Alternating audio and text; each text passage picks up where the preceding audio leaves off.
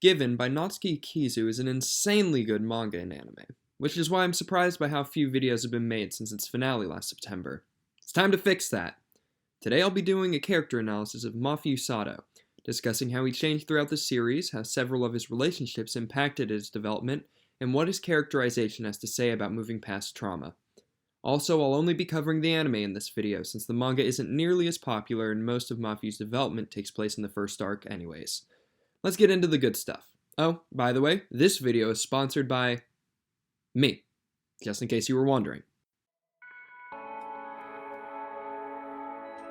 The main theme of Given is working through trauma through creative expression. Natsuki's conduit for conveying this message in the story is our protagonist, 16-year-old Mafuyu Sato.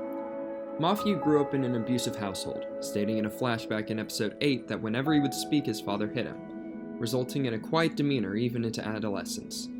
It wasn't until he met Yuki, his childhood friend and eventual partner, that Mafuyu felt respite from his difficult domestic situation. Though the two's relationship was kept vague throughout the beginning of the series for the sake of dramatic payoff, episodes 8 and 9 reveal that since Yuki and Mafuyu met, they provided each other with the pieces they lacked. Composure and sensitivity from Mafuyu, confidence and expressiveness from Yuki. According to Hiragi Kashima, another one of their childhood friends, it was as if the two were made for each other, as evidenced by their eventual romantic connection once they reached middle school. However, the two began to drift apart once they were forced to attend different high schools, and Yuki became busy with work and his musical endeavors, creating a palpable tension that finally snapped several months before the beginning of the series proper. After a fight described by Hiragi as a pointless argument, the kind of silly scuffle everyone's had before, Yuki seems to drop off the map for 3 days, at which point Mafuyu decides to visit his house to check up on him. As Mafuyu enters his bedroom, he is greeted by the sight of Yuki, hanging from his ceiling surrounded by beer cans, prompting him to snap the strings of Yuki's guitar as his fingers curl in stress. This is the inciting incident of the series, and is one of the first things shown on screen as Mafuyu refers to it as a recurring dream in his internal monologue. It's also in this first scene that we see him carrying the guitar on his back to school, though he doesn't know how to play or even that the strings could be replaced. After witnessing Yuki's suicide, Mafuyu withdrew from his previous friends and was left feeling empty, unable to express the conflicting feelings flowing through his head, which by his own concession he understood even less than Hiragi. Over time, he seemingly reverted back to his old self before meeting Yuki, nearly silent and unable to fully experience both the pain and joy of life. Even still, he ends the opening sequence with the line, "I'm not lonely," as if trying to convince himself that it's true.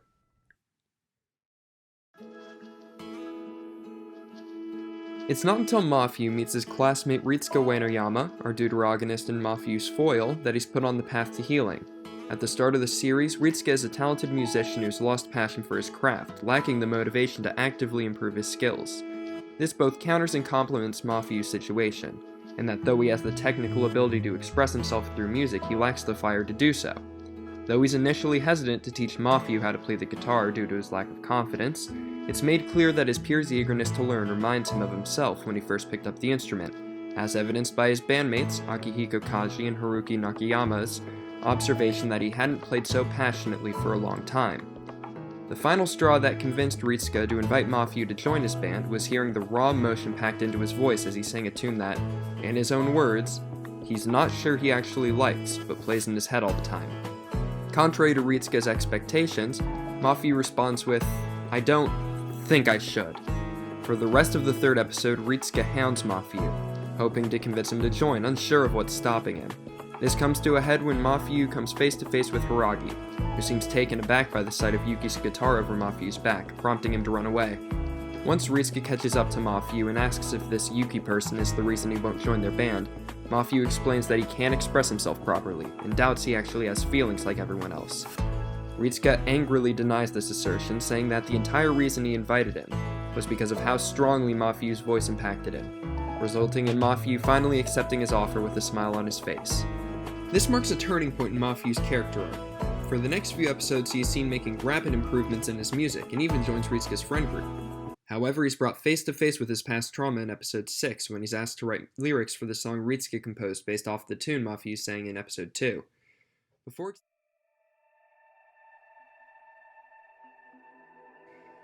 accepting the request, Mafuyu takes a trip to the first beach he ever visited, both in general and with Yuki. coming to the conclusion that if he doesn't figure out how he feels and release the pent-up emotion, he'll never be able to move forward. This prompts him to repeat the final line from the opening sequence, "I'm not lonely." For the next 2 episodes, Mafuyu struggles to put words to his mess of emotions concerning Yuki's death, as Ritsuya gets more frustrated with both himself and Mafuyu due to his struggle to come to terms with the fact that he's fallen in love with him. At the same time, comparisons start to be drawn between Akihiko's roommate and on-and-off lover, Ugetsu Murata, a violin prodigy who lets his extreme emotions consume him as he failed to find someone who could alleviate the pain of simply living. Though the two never meet, Ugetsu provides a look into a potential future for Mafuyu if he doesn't learn how to properly confront his issues and learn to express them both through music and with someone he can fully trust. His connection is fully realized and subverted during episode 9, which serves as the emotional climax of the series and cements Ritsuka as Mafuyu's rock moving forward. The episode before ends with Mafuyu breaking the strings of his guitar after Ritsuka tells him that they'll have to perform the song without lyrics since, as far as the rest of the band knows, Mafuyu was unable to finish the job in time. This scene closely mirrors the flashback at the beginning of the series and draws a connection between how similar one's heart and the strings of a guitar really are. Explicitly stated by Ritsuka in episode 10, only when one's heartstrings are stretched until near breaking point can a vibrant sound be made. And if they stretch too far and actually snap, it takes a trusted loved one to fix them, even if you think they may be beyond saving. Going back to episode 9, Ritsuka rushes to a nearby music store, realizing it's unfair of him to judge Mafuyu so harshly for not being able to deliver on a project he himself got him into. He also admits to himself that, even though it disgusts him to say, he's glad that Mafuyu wasn't able to finish the lyrics that he knew would be about a past love. After apologizing to Mafuyu for treating him so harshly and asking to fix his strings, he expresses that even though Mafuyu's sound intimidates him and threatens to swallow him whole, he hasn't enjoyed making music so much since he first started. This affirmation gives Mafuyu the final push needed to go on stage and perform the final form of the tune he sang for Ritsuka at the beginning of the series, Fuyu no Hanashi, Winter Story.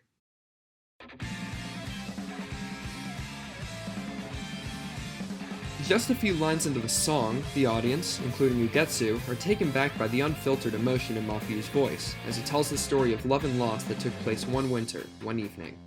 Within the song, Mafuyu vocalizes how he regrets that he will never be able to say goodbye, and that even though he's gone, there will always be a piece of Yuki inside him. He's also come to accept that even though he loves and misses him, he internally laments, "I can't forgive you. I can't forgive myself, but I want to." The final major reveal that ties this tangled knot of unresolved feelings together is that Mafuyu's last words to Yuki during their petty argument were, "Are you willing to die for me then?" And with Mafuyu's feelings finally laid bare for the world to see, he looks at Ritsuka as the final chords play and sees a smile on his face, leaving his own in a state of anguish. This is a hard scene to parse as there are so many emotional beats and symbolism, but the hardest part for me was the ending that I just mentioned. A major context clue that informs my analysis of this shot took place earlier in the song, when it's shown that when Ritsuka smiles, Mafuyu can't help but see Yuki. As such, the sight of Ritsuka's happy face signifies to Mafuyu that Yuki is glad he's finally come to terms with his turmoil, and will move on while still carrying his memory within him. With the song finished and the crowd stunned, then abuzz with applause, Mafuyu walks off stage, followed closely by Ritsuka. While trying to thank him for introducing him to music, Ritsuka suddenly kisses Mafuyu, telling him he did great on stage, then goes back on stage to finish the set. And then, for the first time since Yuki's death, Mafuyu cries, seemingly surprised that he was able to fully understand his inner conflict. It's at this point that he repeats, "I'm not lonely," one last time, finally being able to say it with conviction, with the only caveat being his wish that he could tell Yuki himself. Once the concert comes to an end, Mafuyu and Hiragi come face to face again at the nearby music store where Mafuyu is buying extra strings. The tension before felt during their interactions has disappeared and the two are able to hold a normal conversation, which plays out like a comedy skit, in which Mafuyu is the straight man, Hiragi is the obvious tsundere. This interaction effectively confirms that the hard feelings between the two have weathered away, absolving any remaining grudges held within the group. At the start of the penultimate episode, it's shown that Mafuyu came down with a nasty fever due to the exertion of his performance the night before, so Ritsuka goes to check up on him after school. Despite feeling incredibly awkward entering the house after kissing him out of nowhere, Ritsuka manages to ask Mafuyu if his song was about heartbreak, since his memory of the night was foggy. Mafuyu responds by saying yes, but he wants his next song to be different, prompting Ritsuka to admit in his internal monologue that he hopes it will be a love song about him. The next night, the band meets up to celebrate and figure out their new name and direction. When pried by Haruki as to what kind of music Mafuyu would like to make, he simply responds with, "I want to do another show. I want to feel that feeling again." No longer feeling impeded by his past, Mafuyu also suggests they incorporate the word give into their new name, in reference to Yuki's old guitar being bestowed upon him by his mother, initially acting as a curse but becoming a gate towards healing. This suggestion results in their rebranding to Given. The last important plot point of the show, in terms of Mafuyu's character arc, takes place at the end of episode 10 and beginning of episode 11. The day following the band's celebration, Mafuyu takes Ritsuka to Minato Mirai, a popular beach in the area. It's here that Mafuyu confesses his feelings to Ritsuka, and after asking permission from Akihiko and Haruki, the two start dating.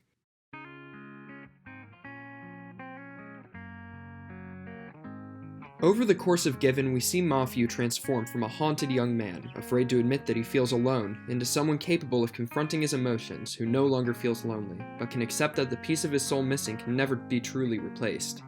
Even after having his most important relationship suddenly severed in a traumatic fashion, by finding a rock in the form of Ritsuka and a passion through which he can vent his frustrations, Mafuyu managed to heal and even grow back stronger.